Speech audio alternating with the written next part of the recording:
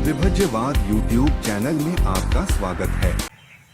Welcome to विभज्यवाद। विभज्यवाद में सभी सत्पुरुषों का स्वागत है। अदिन्न दाना वेरमणि शिक्षापदं समादियामि। चोरे कर्म करने की सम्मति नहीं देते हैं लोकतंत्र शासन में। जो कोई मनुष्य चोरी करता है उसको चोरी न करने के लिए शिक्षा पद दिया जाता है। ये लोकतंत्र शासन में सबसे पहले हर कोई मनुष्य को प्राथमिकता में शील पर आरूढ़ किया जाता है, आचरण पर आरूढ़ किया जाता है। वैसे संसार में जो भी सत्पुरुष होते हैं हिंसा, चोरी, वे विचार करने के लिए सम्मति नहीं देते हैं। वो क्यों? कि संसार के ये पाप कर्म है। पाप कर्म करने का सत्पुरुष ने उच्छेद किया होता है। इसी कारण वो त्यागमय जीवन से अपने निब्बानगामी होने के लिए, मुक्ति के रास्ते के लिए ये बड़ा बाधा आता है। इसी कारण ये संसार में पाप कर्म करने के लिए सम्मति नहीं देता है। तो अदिन्न दाना वेरमणि शिक्षापदं समादियामि। जैसे कोई ये पाप कर्म करता है उसका भी परिणाम भी होता है। जैसे कोई चोर लोग उत्पन्न तो कोई जन्म से तो नहीं होता है, लोग सीखते सीखते चोरी करते हैं। जैसा लोकतंत्र शासन में जब कोई राजा अधार्मिक हो और लाचार दुर्बल लोगों को वर्णवास से शोषण करता है या गरीब लोगों को आरक्षित नहीं करता है, हैंडीकैप लाचार लोगों को आरक्षित नहीं करता है, तो वहां से चोर उत्पन्न होता है। चोर कोई एक जन की मोनोपोली नहीं होती, चोर कोई कर्म के कारण वो करते हैं। जैसे कोई संस्कारी अन्य जन्म से चोरी करते हुए आते हैं, या कोई लोग अपने घर में कुछ खाने के लिए नहीं है, या कोई ऐसी परिस्थिति आई है, कोई दूसरा अन्याय करता है, तो वो चोरी छुपे कोई भी चोरी कर्म करते हैं।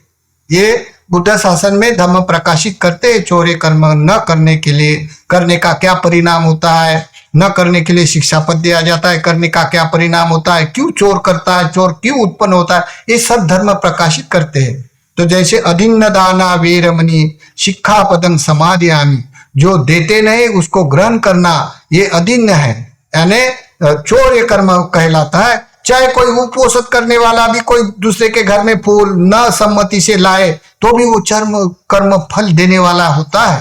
तो जैसे कोई आपत्ति विपदा अकाल गिरता है या राजा धार्मिक होता है, तब बहुलीकरण होने से काम भोगों का लोगों में और लोगों की जीवन यापन करने के लिए जब बड़ी आपदा आते हैं तब लोग चोर उत्पन्न होते हैं, या राजा अधार्मिक होने से, आरक्षित नहीं करने से भी चोर उत्पन्न होते हैं। ये लोकतंत्र शासन में धर्म प्रकाशित करते हैं। तो देखो, एक बार दो तीन चोर थे तो कोई दूर गांव में अपने चोरी करना है तो दूर गांव में तो जाके देखता है कौन से कहाँ कब कैसी चोरी करना है करके, तो ऐसे वो चोरी करने के लिए गए। अभी चोर भाई होते हैं, चोर एक दूसरे का विश्वास भी करते हैं। तो गए, जाने के बाद क्या हो गया, वहां उन्होंने जैसा मसूदा तैयार किया था वैसी चोरी किया। चोरी करते अपने सर पर लाद पर वो दूसरे गांव में अपने जो गंतव्य स्थान से गुजरते हुए चोरी छुपे वो जाते अपने 4-5 घंटे का गांव है उसका वाला जाने का, तो पैदल बोझा धोते चले जा रहे हैं। अभी जाते वो 3 जने थे होने से फिर भाई दिन निकलने लग गया। तो वो बोलते हैं अभी रुको, अभी दिन में जाएगा तो लोग पूछेंगे कहाँ से लाया, क्यों लाया, कौन दिखता है, तो हम पकड़े जाएंगे, इसलिए रात में हम जंगल में गुजरेंगे और वहां अपना लाया हुआ सामान है वो वहां रख दो। तो रख दिया। रखने के बाद उसको भूख लग गई। भूख लगने के बाद बोलते हैं देखो कोई तो भी गांव में जाओ और खाने की वस्तु लाओ, फिर जब अंधेरा हो जाएगा तो 12 बजे के बाद, अंधेरे के बाद हम निकल जाएंगे। तो एक जन गया लाने के लिए, कुछ खाने पीने वस्तु लाने के लिए गया। अब गया तो वो एक जन गया, जाने के बाद उनके पास पैसे है तो उन्होंने कुछ खाया पिया वहां पे और अपने भाईजनों के लिए भी साथ में लिया। ले जाने के बाद उसके मन में एक वितर्क उत्पन्न हुआ। बोलता है ये चोरी लाया है तो ये 3 हिस्से हो जाएंगे, अगर ये सब मेरा हो जाएगा तो कैसा भला हो जाएगा। उसके मन में उत्पन्न हुआ। तो बोलते हैं चोर का तो कोई पूछता नहीं कहाँ गया क्यों गया, तो क्या करेगा हम लोग। तो उनके मन में आया देखो ये खाने में ना मैं जहर मिला दूंगा, और जैसे मैं वो जहर मिला दूंगा, जब जहर मिलाने के बाद वो बेशुद्ध हो जाएंगे और मर जाएंगे और ये सब का सब सामान मेरा ही हो जाएगा। उन्होंने सोचकर उन्होंने क्या किया, अपने दुकान से जहर की पुड़ी लिया और एक खाने में पीने खाने में मिला दिया। अभी उनको पता है और लेके आया, और जो उनके भाई जो है चोरी करने वाले, ये अपने गंतव्य स्थान पे बैठे हैं अपनी राह देखते हुए। आए तो वो आ रहा, आने के बाद ये दोनों के मन में, जब उधर थे दोनों थे, वो दोनों के मन में ऐसी वितर्क उत्पन्न हुआ। बोलता है ये 3 हिस्से हो जाएंगे, वो उनको भी देना पड़ेगा, उन्होंने तो ज्यादा मेहनत किया नहीं, लेकिन उनको भी देना पड़ेगा। तो वो 2 जने क्या बोलता है, क्या करना है बोलो। तो बोलता है देखो वो आएगा ना, खाना लेके आएगा, तब उसको एकदम से गर्दन पे तलवार डाल दो।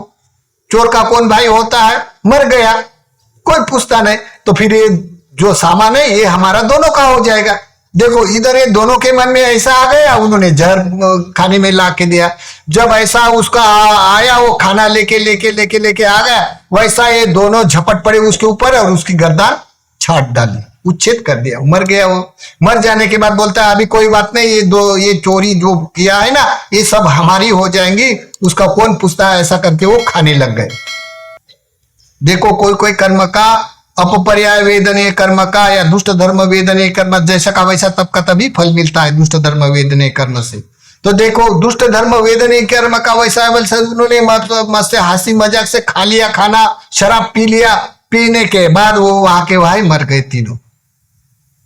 देखो तो ये कभी कभी चोरी करने का कहीं ना कहीं एक ना एक दिन वो अपने वाले दंड भोगता है, या चोरी करने का मानसिक जो कर्म का विपाक होता है वो तो बहुत अधिक लोग नहीं जानता है, लेकिन चोरी करने का भी कर्म का विपाक होता है।